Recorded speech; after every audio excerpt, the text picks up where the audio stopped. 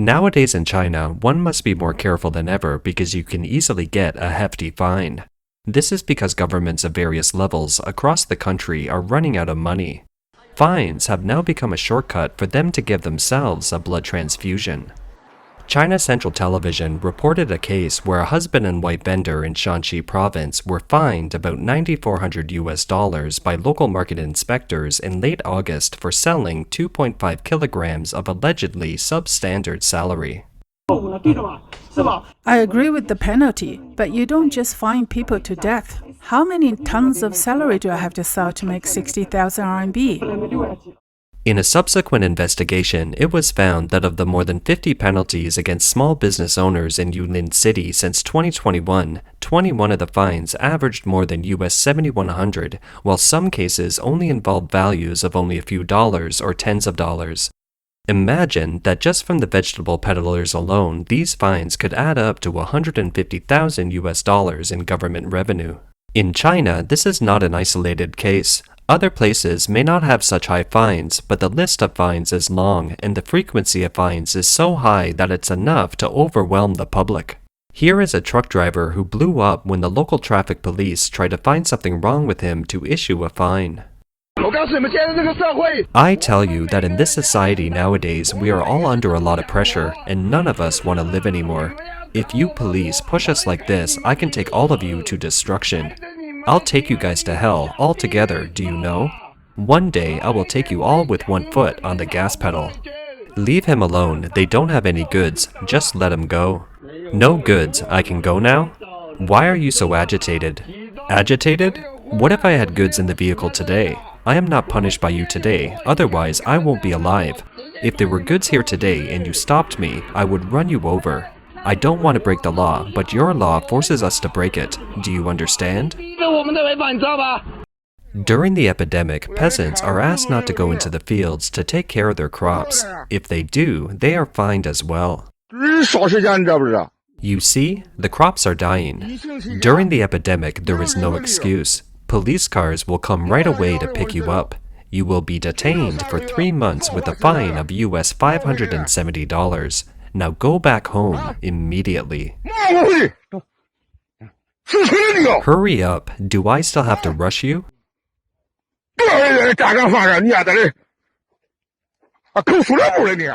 How much is 570 US dollars to a peasant in China?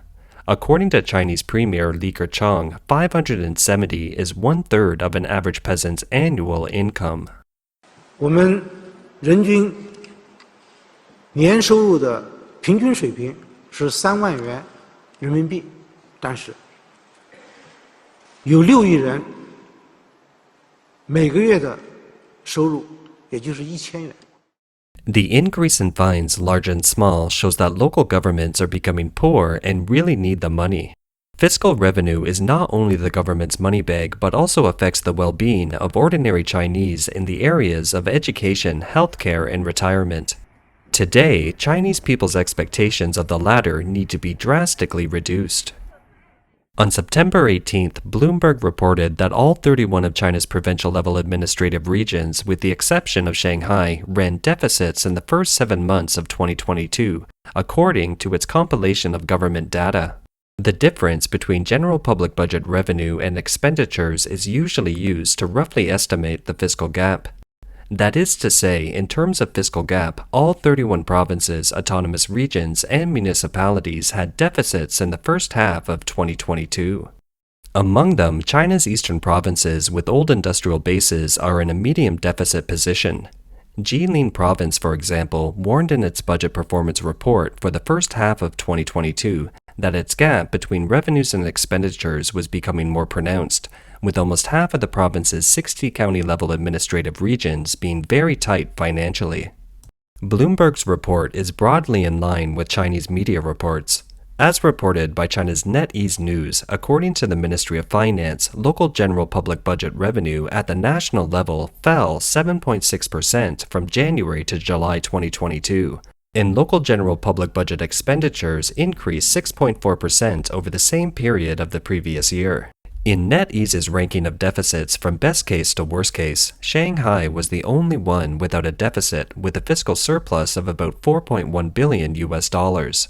Sichuan province, the southwestern province hit by a quadruple whammy of high temperatures, drought, power outages, and outbreaks this summer, is at the bottom of the list with a deficit of about 55.5 billion US dollars. Just ahead of Sichuan are the central provinces of Henan and the southern province of Hunan. Relatively speaking, the top-ranked provinces and municipality in terms of fiscal revenue in China from 1 to 4 are Guangdong Province, Zhejiang Province, Jiangsu Province, and Shanghai. According to data released more than a month ago, in the first half of 2022, Shanghai wasn't spared from a deficit, about 260 million US dollars.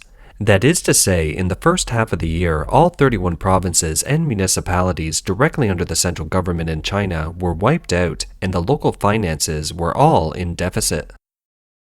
This should be due to the implementation of a large-scale lockdown in Shanghai from March to May, which turns its fiscal record negative for the first time in history. In the first half of the year, none of the provinces achieved the economic growth target, and all the economic growth rates were lower than the target value. During the recurrence of the outbreak, local governments implemented a strict zero-COVID policy required by the central government, paying a rather high cost, including scale testing, lockdowns, closure control, and others. The result was naturally a large number of businesses forced to close down or even shut down. At the same time, in response to the economic slowdown, these local governments implemented another set of policies that intend to stimulate business activities, including tax rebates, tax cuts, and reduction of various fees. The scale of such incentives is projected by the central government to be 15% of the national tax revenue. In moving towards these contradictory goals, local governments are receiving less and less revenue and spending more and more. Another factor sweeping the country is that China's housing market is falling into a deep depression, and the land transfer fee, an important pillar of local finance, has fallen sharply, making the situation even worse. Land transfer fees is the largest source of non-tax revenue for local governments in China. It refers to the leasing of land use rights for a number of years by local governments to businesses, including real estate companies, which is vital to the regional economy. In 2021, land transfer fees accounted for about 41.6% of local government revenue, and this amount also increases when taxes generated from land are taken into account. It shows the extent to which the real estate sector contributes to local finances. According to China's Ministry of Finance, nationwide land transfer revenue in the first 8 months fell sharply by 29% from the same period last year. The loss amounted to about 3.4 trillion RMB, or about 500 billion US dollars. Bloomberg cited data from a local government, noting that it spent about 4.6 million US dollars on epidemic prevention in the first half of 2022, 800,000 more than it had budgeted at the beginning of the year. At the same time, land transfer revenue from residential and commercial land was zero. To cut spending, the local government has stopped paying some bonuses to government employees. Not only in this jurisdiction, but according to Chinese media reports, even some wealthy eastern coastal regions have stopped paying bonuses and allowances to civil servants. The civil service is known in China as the Iron Rice Bowl, meaning very stable with a steady income and very low unemployment rates in comparison. It's the most desirable occupation for Chinese people in these turbulent times. If civil service incomes are starting to drop in scale, it means that the local government is using all the possible means to control the deficit. Lowering their own incomes and those of their colleagues is a last resort. The Bloomberg report also says that Chinese COVID-19 test providers are finding it increasingly difficult to collect fees, and some companies are warning that the risk of bad debts is increasing. In reality, the profits made by nucleic acid testing in the last 3 years of the epidemic have been staggering. We have featured it in a previous episode. The huge amount of profit made has gone to the Jiang faction of the Communist Party's powerful clique and doesn't go to the people or the state treasury. Bloomberg says that while local governments have been able to raise money by selling bonds, they have used up most of the quota set by the central government. More than 80% of these bonds are so-called special bonds, which are mainly used only for infrastructure spending. China's real estate sector is in further decline, with monthly price declines since August that have spread to more cities. 50 of the 70 cities surveyed by the National Bureau of Statistics reported price declines in August, up from 40 cities in July. The real estate crisis has also spread to other sectors, hitting asset managers, construction, the steel industry, and furniture manufacturers. At the same time, it has dragged down the stock market. The Shanghai Composite Index has fallen more than 12% so far this year. Analysts predict that China's stock index could plunge another 20% from current levels in the next 6 to 12 months, and if the situation persists, a longer decline could be in store. The Communist Party's draconian zero-COVID policy has hampered all aspects of the economy, including its impact on the real estate sector, where people are unable to view homes during the lockdown. It has had a psychological impact on consumers, with entrepreneurs fearing the sudden closure of their businesses and employees fearing being laid off, and this fear does not encourage home buying.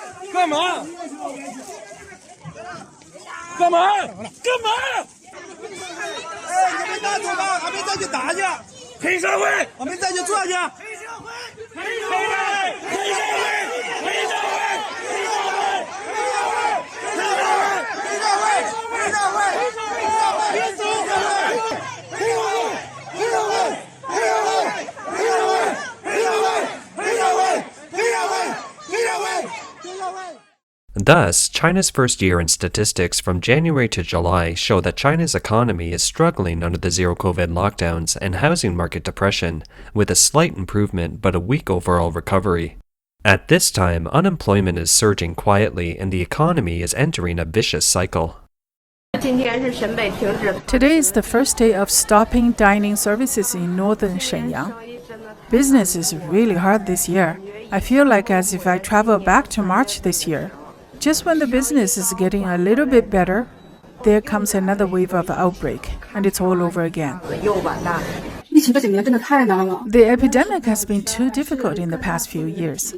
Both the so-called friends and the self-media are full of such comments. We are entering an internet winter. Have you been laid off? Or whoever just got fired? There's not even a chance for a simple labor job. The global economy is bad. Look at the major internet companies. They're laying off a large number of employees recently. It makes me feel anxious and panic. In this environment, everyone feels insecure. I don't know if you feel it. It's really hard to find a job this year.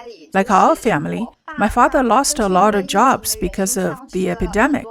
When I'm at home, I often feel that the financial pressure is fairly high. My best friend and I were looking for a part-time job a week ago.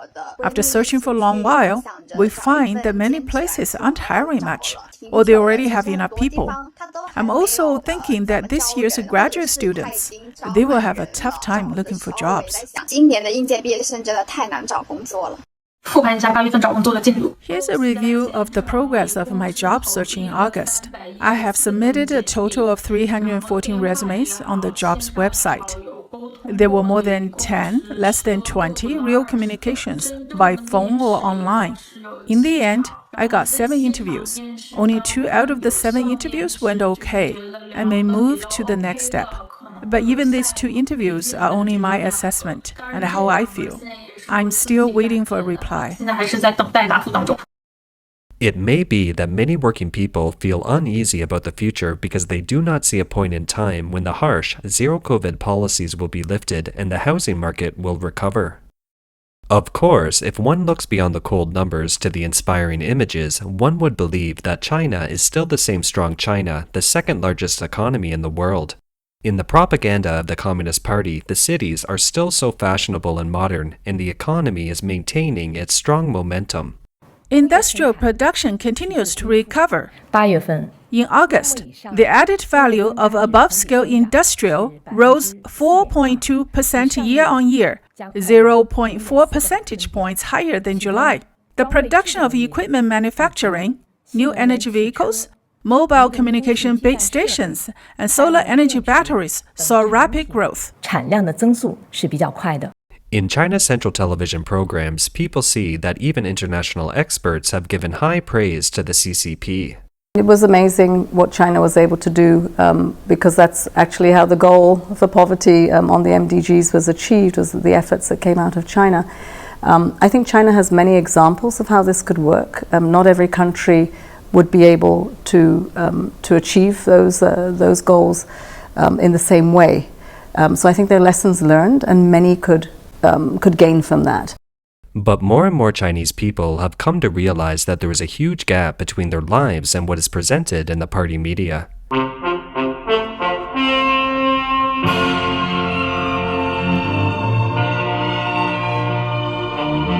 A generation of Chinese people grew up listening to the soundtrack of CCTV's 7 p.m. news program, Xinwen Lianbo, or news broadcast in English. 各位观众，晚上好。晚上好。今天是9月24号，星期六，农历8月29。 It was only in recent years that the Chinese people suddenly realized that the party media was just manufacturing dreams. Thus, an article became widespread on the Chinese net with the title, "If I could choose a life, I would like to live in the news broadcast." The article reads, "If I could choose my life, I would like to live in a news broadcast. There, agriculture has a bumper crop every year, and industry spreads good news month after month. Even in the case of a 100-year natural disaster and financial crisis, there is no decline in production. If life could be a choice, I would like to live in a news broadcast. All the children there can afford to go to school, the poor can afford to go to the doctor, the people live in low-cost housing of 77 RMB per month. Wages have increased by 11.2%. The employment rate of college students has reached 99.13%, and the average meal in the college cafeteria is 2 or 3 RMB per meal. If one day I am old and have no one to turn to, please bury me in the news broadcast." Perhaps it's those peasants who live at the bottom of society in China who need this kind of illusion of happiness the most. I don't feel comfortable leaving it at home. The pork is too expensive this year. I'm afraid someone will steal it. Does this pig weigh 250 kilograms?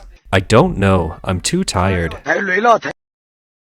There is some optimistic speculation, both at home and abroad, that after the 20th Communist Party Congress in mid to late October, the Xi Jinping government, with power solid in hand, may relax such controls and be able to focus on the economy. In mid-September, a text circulated on overseas Chinese networks claiming to be an internal speech by Xi Jinping. We cannot verify the authenticity of the statement, but the speech itself is quite consistent with the thinking of the CCP's power elite. In our previous episode, we posed a question for the audience to consider. Before Xi came to power, how come both proposed candidates for CCP leadership, that is, Xi Jinping and Bo Xilai, who are CCP princelings, exhibit a special obsession for Mao Zedong, the CCP's first party leader? Bo Xilai is even more fanatical than Xi Jinping. The manuscript offers a logical answer to the question. About the epidemic, the speech is recorded as saying, "Our party is the party for all of us. It is the party that all of us have built with the blood and sacrifice of our fathers."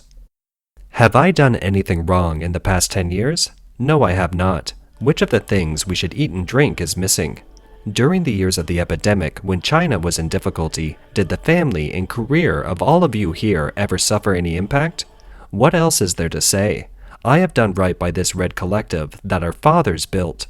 On economic reform and opening up, the speech script reads, "The path of the past 40 years, it looks like there is more money and the economy is better, but the foundations have been shaken and the control has weakened. Economic construction is important, but the color of the rivers and mountains is more important. If it's not red, we can't have it. There are always people who worry about the economy going down. Economic upsurge. Eventually, it just all becomes petty bourgeoisie. The world of the Communist Party has become the world of the petty bourgeoisie. How can we go on without some suffering? So I never worry about the economy. Even if it became worse, could it be worse than the 3 years of natural disasters? We survived it all the same. The Communist Party is not a party that creates wealth. It is a revolutionary party, a red party, a party that holds power. That's why it's not that I want to be re-elected, but I am not convinced. If someone else should step up, it might quickly become corrupt. It would turn completely bourgeoisie. To tell the truth, without the regime, it is nothing. The text ends with, "This speech, just don't pass it out. If it gets out, I won't admit it." Even though it's virtually impossible to confirm if this is Xi Jinping's speech, it, in fact, fits really well with the thinking behind everything that we've seen happen in China over the last few years. According to this speech, the first priority is to control Social Security to ensure the party's ruling position, and the second priority is to develop the economy. The epidemic does provide the best excuse for the CCP to control the public. During the epidemic prevention and control period, your behavior of going out without permission and not listening to dissuasion has violated the epidemic prevention and control regulations. You are now admonished in accordance with the law. You are punished in accordance with the law, and those who constitute a crime will pursue your criminal responsibility in accordance with the law. Do you understand? If this line of thinking continues, those who have dealings in China need to prepare as soon as possible.